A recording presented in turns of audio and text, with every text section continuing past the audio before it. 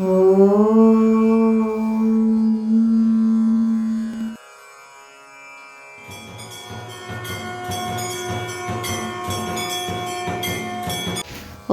अस्य श्रीकालिका कवचस्य भैरवऋषिः अनुष्ठुप् छन्दः। श्रीकालिका देवता शत्रुसंहारार्थजपे विनियोगः। ध्यायत कालीं महामायां त्रिनेत्रां बहुरूपिणी चतुर्भुजां लहलजिह्वां पूर्णचन्द्रनिभाननां नीलोत्पलदलश्यामां शत्रुसंघविदारिणी नरमुण्डं तथा खड्गं कमलं च वरं तथा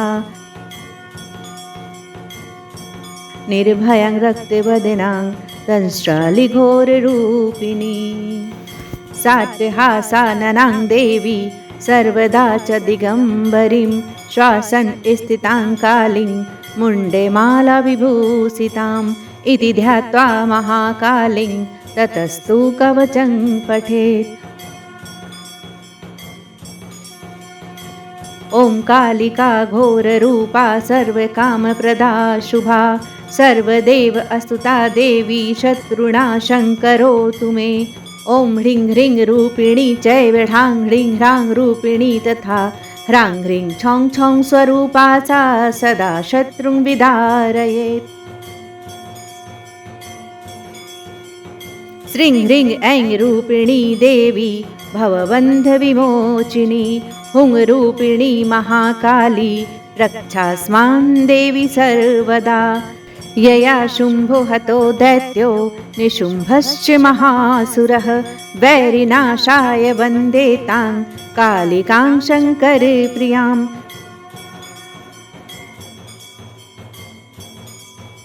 ब्राह्मी शैवी वैष्णवी च वाराही नारसिंहिका कौमार्येन्द्री च चामुण्डा खादन्तु मम विधिवसः। सुरेश्वरी घोररूपा चण्डमुण्डे विनाशिनी मुण्डे मालावृताङ्गी च सर्वतः पातु मां सदा। ह्रीं ह्रीं ह्रीं कालिके घोरे दंष्ट्रवारुधिरप्रिये रुधिरापूर्णवक्त्रे च रुधिरेनावृतस्तनी मम शत्रुन् खादय खादय हिंस हिंस मारय मारय भिन्धि भिन्धि छिन्धि छिन्धि उच्चाटय उच्चाटय द्रावय द्रावय शोषय शोषय स्वाहा। ह्रां ह्रीं कालिकाय मदीय शत्रुन् समर्पयामि स्वाहा। ॐ जय जय किरि किरि किटि किटि कटे कटे मन्द मन्द मोहय मोहय हर हर मम रिपुण ध्वंस ध्वंस भक्षय भक्षय त्रोटय त्रोटय यातु धानान् चामुण्डे सर्वजनान् राज्ञो राजपुरुषान् स्त्रियो मम वश्यान् कुरु कुरु तनु तनु धान्यं धनं मेश्वान् गजान् रत्नानि दिव्यकामिनी पुत्रान् राजश्रियं देहि यक्ष छां छिं छुं छें छौं छ स्वाहा। इत्येतत् कवचं दिव्यं कथितं शम्भुना पुरा ये पठन्ति सदा तेषां ध्रुवं नशयन्ति शत्रवः वैरनहि प्रलयं यान्ति व्याधिता वा भवन्ति हि बलहीनाः पुत्रहीनाः शत्रवस्तस्य सर्वदा। सहस्रपठनात् सिद्धिः कवचस्य भवेत् तदा तत् कार्याणि च सिद्धयन्ति यथा शङ्करभासिताम्।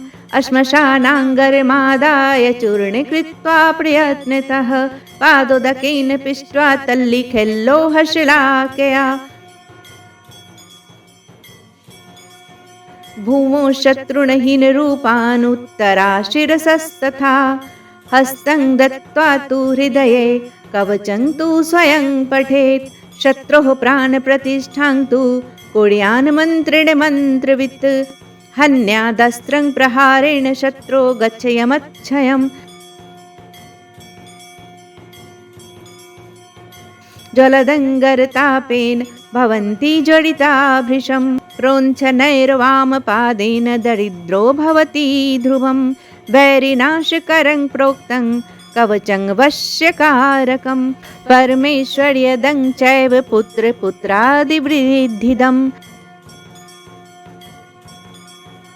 प्रभातसमये चैव पूजाकाले च यत्नतः सायंकाले तथा पाठात् सर्वसिद्धिर्भवेत् ध्रुवं शत्रुरुच्चाटनयाति देशादेवाविच्यतो भवेत् पश्चात् किङ्करतामेति सत्यं सत्यं न संशयः शत्रुणासिकरे देवी सर्वसम्पत्करे शुभे सर्वदेव अस्तु ते देवी कालिके त्वां नमाम्यहं कालिके त्वां नमाम्यहं कालिके त्वां नमाम्यहम्